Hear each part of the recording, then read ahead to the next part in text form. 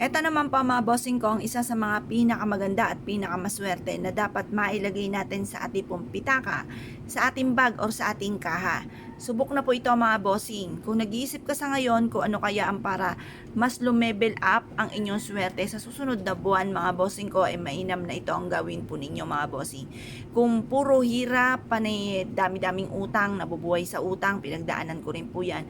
Masakit po yan sa ulo, mahirap po yan dalhin mga bossing, lalo-lalo na kung hindi mo malaman kung paano nyo babayaran ang mga nautang po ninyo. Okay lang mangutang dahil halos karamihan nga sa mga mayayaman ay may utang at kalalaki pa ng utang, pero malagaling silang magpaikot at alam nila kung saan manggagaling yung utang, yung kanilang pambayad, kaya sila ay umutang. Ngayon pa mga bossing, sa mga gaya natin na hindi natin malaman kung paano natin ito babayaran, mainam na subukan nyo po ito dahil ito po ay makakatulong upang sa ganon mas higit ka na swerte, mas lumevel up ang swerte. Ito pa mga bossing ko ang ating bawang, ang isa sa mga pinakamaganda, pinakamaswerte na dapat ay meron po tayo dahil makakatulong po ito upang sa ganon mas mabilis yung makamtan ko ano man po yung ninanais ninyo. Dati-dati, bagamat alam ko po ito, hindi ko siya ginagawa dahil parang wala akong time. Pero nung dumating na sa talaga sinubok mga bossing ko ng mga pagsubok na dumating po sa amin, dahil parang wala na akong option, wala na akong alam kung paano maaalis yung kamalasan na dumating sa amin mga bossing. Ito lang yung nalalaman ko na napakasimple na pwede kong gawin para swertihin kami. Basta nag-focus lang ako, nag-wish po ako na bigyan lang kami ng isang pagkakataon at hindi ko ito sasayangin at talaga namang lalo ko pansisipagan mga bossing. At yun nga po mga bossing ko ay naganap mga bossing. Kaya doon din ako naniwala ko nung salitain, ito ay nagaganap. Kaya mas mainam ang sabihin nyo yung mga magagandang salitain at yung mga pangit, ipagdasal sa mahal na Panginoon. Doon nyo sabihin, hindi ka pa na-chismis, na solusyonan pa ang problema ninyo.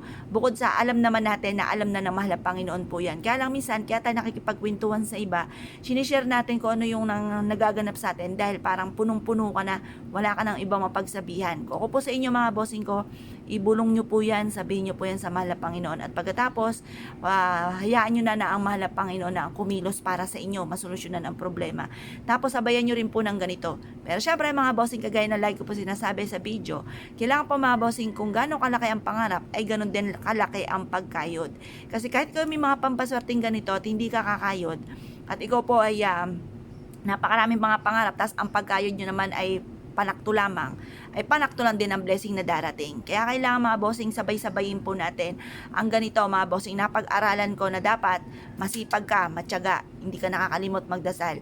Tapos sabayan nyo ng mga pampaswerte para kung may mga kamalasan man dumarating ay kaagad natin itong maitataboy, or kung may mga pagsubok man ay kaagad nating pagdadaanan lamang at hindi natin tatambayan. Kasi wala naman tao na walang pagsubok. Lahat po ay dumadaan po sa mga pagsubok. Iba't ibang istorya lang tayo ng buhay. Kaya kailangan meron kayong ganito para may pantaboy kayo ng mga kamalasan. Kapag ang inyo pong bawang mga bossing ko ay malambot na, itapon nyo lamang, palitan nyo ulit ng panibago. Mag-wish ka nang mula sa iyong pong puso, ugaliin ang pagsasabi ng mga magaganda, salita ng mga magaganda, pero wag nyo nang i-share sa iba mga bossing ko yung mga nais po ninyo kasi ang masaklap, nasi-share na ko kontra kagad. May mga tao na hindi pa dumarating ang swerte, nakainggitan ka kagad. Kaya mas mainam, suluhin nyo na lang. Tapos maging positibo ka, maniwala ka na ikaw magiging matagumpay, basta dagdagan nyo palalo ang sipag at tiyaga. Huwag makakalimot magdasal at subukan nyo po ito.